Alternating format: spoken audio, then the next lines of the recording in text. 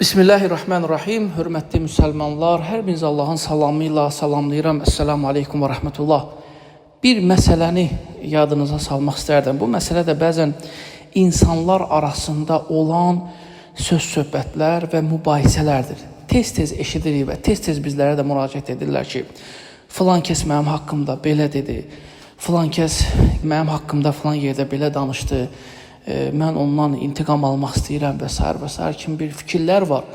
Və bunu bilmək lazımdır ki, Allah subhanahu wa ta'ala bütün qullarını görür. Və bütün qulları Allah subhanahu wa ta'ala tərəfindən qiyamət günü haqq hesab olunacaqdır.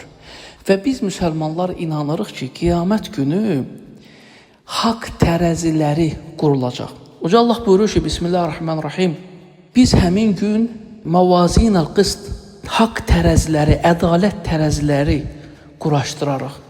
Fələ tuzləmu nəfsun şeyə. Və o gün heç kimə, heç kəsə zərrə qədər də zülüm olunmaz. Ona görə bu məsələdə rahat olmaq lazımdır.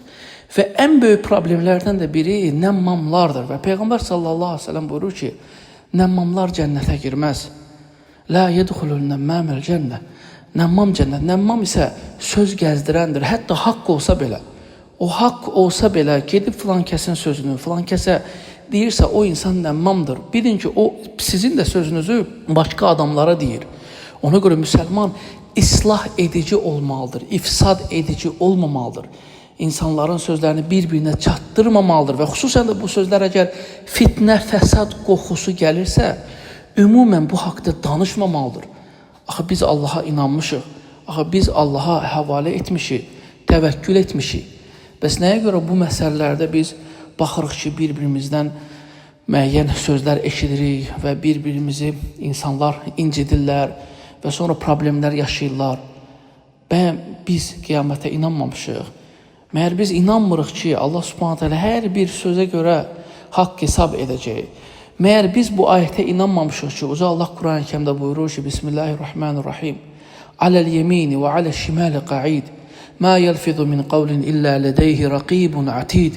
Sizin sağınızda və solunuzda oturan mələklər vardır və sizin hər bir sözünüzü yazırlar.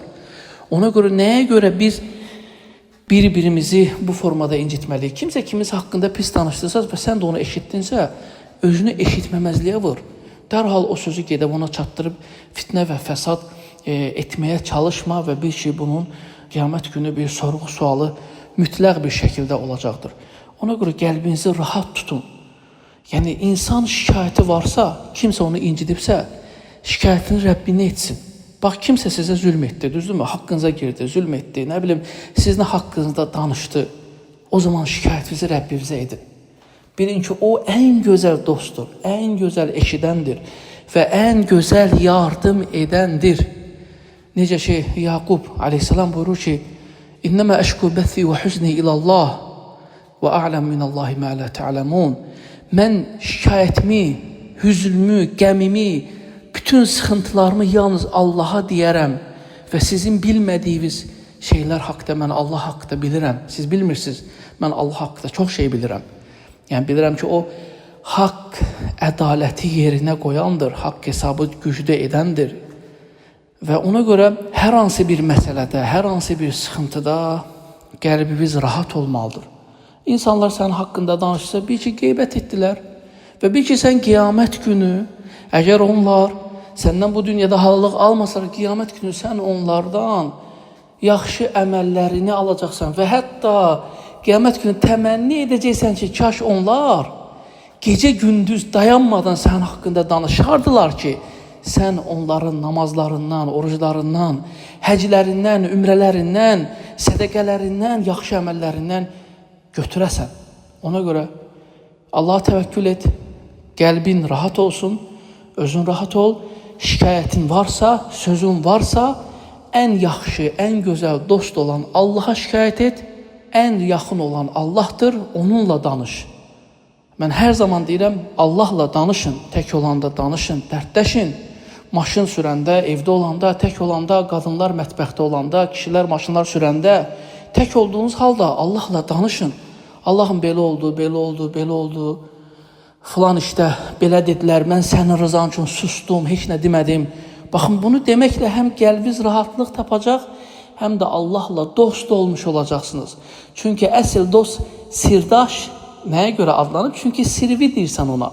Və sən sirvi Allaha deyəndə sən onunla yaxınlaşırsan, dost olursan, rahatlıq tapırsan. Allah hər birimizi əsl Allaha dost olan qullarından etsin. Amin ya Rabbil Alemin.